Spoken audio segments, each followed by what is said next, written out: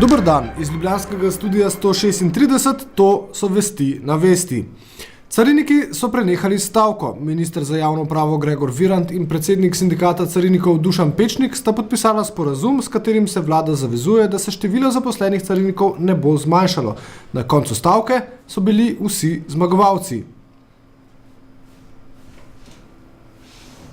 Sindikat je zmagovalec v tem smislu, da je na oster način opozoril predvsem na problem presežkov, ki bodo nastali z vstopom Hrvaške v Evropsko unijo. Tu slovenska javnost je zdaj na nekoliko bolj grob način na to opozorjena in vlada, kot sem že rekel, se zavezuje, da se bo maksimalno angažirala, da se ta problem razreši. Ne?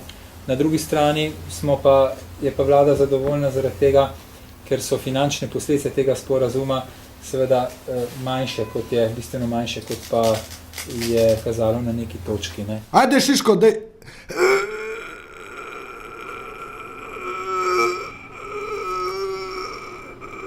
Ajde, dobre.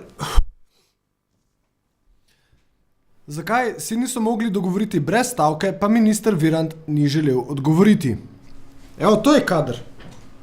Jaz mislim, da potem, ko je sporazum enkrat dosežen, se več ne odpira vprašanje, kdo je bil kriv za nastalo situacijo, ker to nima smisla. Zdaj smo se sporazumeli, podpisali smo, vrgli smo stvari čez ramo. Predsednik vlade Janez Janša se je odpravil na obisk v Vatikan. Ena od tem pogovorov na Svetem sedežu bo tudi duhovna oskrba vojakov in policistov v Sloveniji. Minister za obrambo Karel Erjavec je pojasnil, na čem po njegovem mnenju temelji ustanovitev tako imenovanega obrambno-varnostnega ordinarijata.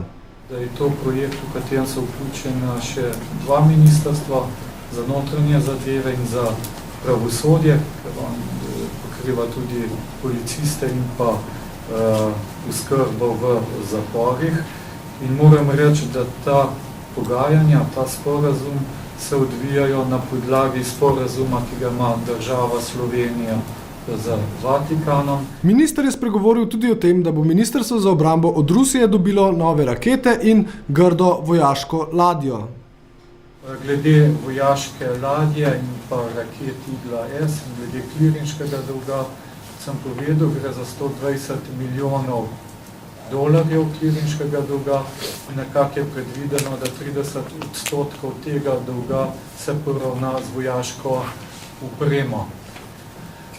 Moram reči, da v enem delu bodo to te rakete, v drugem delu pa ladja. Ministrica za zdravje Zofija Mazej Kukovič je sporočila, da so prekinili postopek za nabavo opreme za nevrološko kliniko vredne 9 milijonov evrov in da bodo objavili nov razpis. Selitev nevrologije v nove prostore naj bi se tako zamaknila nekje do prihodnjega poletja. Ministrica je bila zelo kritična do dela svojega predhodnika Andreja Bručana.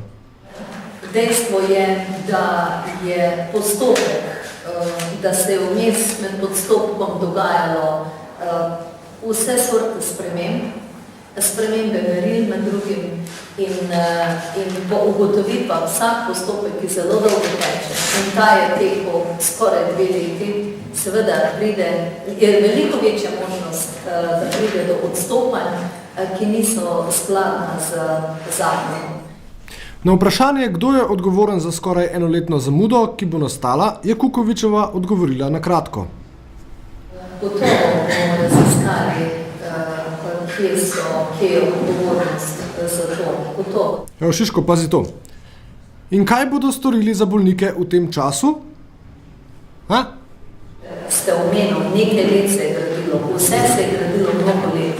Torej ne pričakujemo, da nekaj, kar se je dogajalo 5 ali 10 let, da bomo lahko rešili pa v mesecu decembru. Razložila pa je tudi svoje mnenje o pobudi revmatologov, ki se hočejo odcepiti iz Univerzitetnega kliničnega centra. Ni enostavnega odgovora, ni vprašanje o tem, kaj pravniki predlagajo. Vprašanje je najprej razuma. Torej, razumno se dogovoriti, da bodo strokovnjaki, da bodo ljudje, ki so voljni delati, ki so tako rekoč evropsko priznani raziskovalci, da bodo videli veliko priložnost v delo za naprej. V Tenetišah še vedno domačini stražijo dostop do smetišča. O iskanju najboljše rešitve za lokacijo odlagališča odpadkov gorenjskih občin ima svoje mnenje tržiški župan in poslanec LDS Borut Sajovic. Vsak od nas županov mora ta problem rešiti in problem Gorenjske je največji v Kranju. A je v Pohorju, v Tržiču problem? Ni. Imamo še prostor, imamo kam odlagati. Če za naslednjih 20 let, vem. Zagotovo, ne? Kranj mora to zgodbo rešiti in jaz mislim, da primer dobre prakse je Celje, brez dvoma. Ne vem, če niste še bili, pejte si enkrat zadevo pogledati. Tam so naredili kombinacijo stare deponije, novega odlagalnega polja in pa tisto, kar bomo Slovenci morali ugrizniti, del tistih odpadkov, ki so lahko energent, je treba skurti pa na tak način, da je okolje seveda ni prizadeto. In kam bi Sajovic postavil gorenjsko smetišče? Celje, Gorenjska! Jaz bi tako odlagališče brez dvoma v mestu v Kranj. Po mojem razmišljanju je najprimernejša lokacija ne za odlagališče, ampak za to tovarno, za predelavo.